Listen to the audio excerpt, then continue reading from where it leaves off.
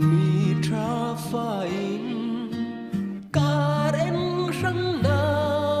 apocat mo ati thang dang vangin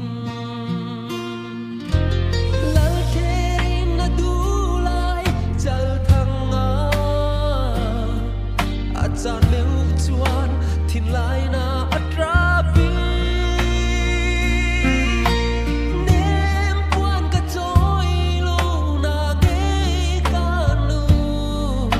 đi thăng đang zal ngama chim lấy pial dai tin sil puana lipan ti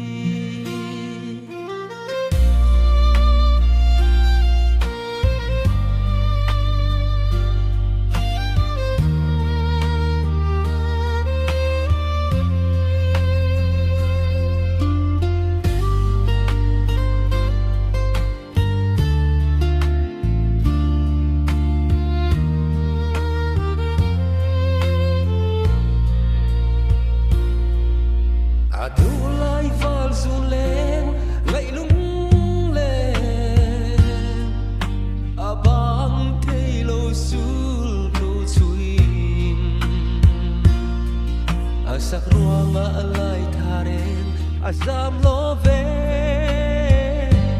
trapping chuni zan khwa amang le tri in don pui love ni chun le zwa tu in trai choi len thin lai na tu re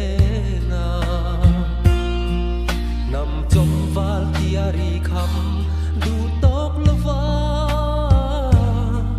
na min lên tác mấy đó đã tôi lùa lỡ thế na tu lại chal thăng à chan meu chuan thin lai na atrapi nem puan ka choi lu na ge kanu đi thăng đang zal ngama chim lấy pial dai tin sil puana lipan ti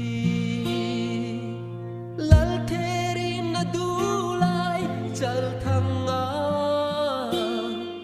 achan meu chuan thin lai na atrapi